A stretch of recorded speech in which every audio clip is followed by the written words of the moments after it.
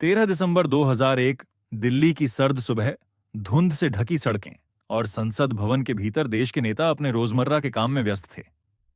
किसी को अंदाजा नहीं था कि कुछ ही मिनटों में गोलियों की आवाज इस इमारत की दीवारों को हिला देगी।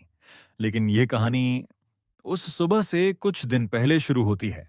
नवंबर 2001 के आखिरी दिनों में रिसर्च एंड एनालिसिस विंग ने सीमा पार से कुछ संदिग्ध बातचीत को इंटरसेप्ट किया। शब्द बहुत कम थे।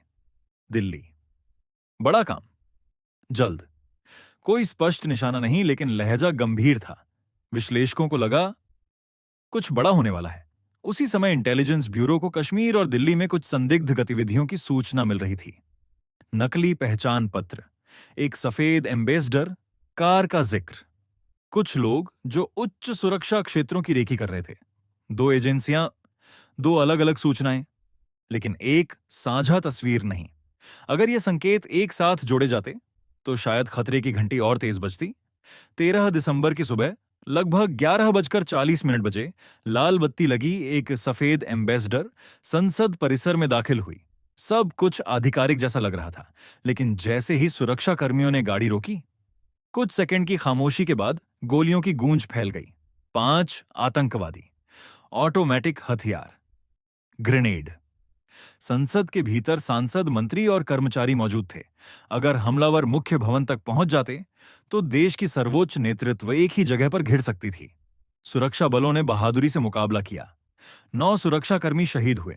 उन्होंने अपनी जान देकर संसद के दरवाजे बचाए। देश स्तब्ध था। जांच में पाकिस्तान स्थित आतंकवादी संगठनों से संबंध सामने आए।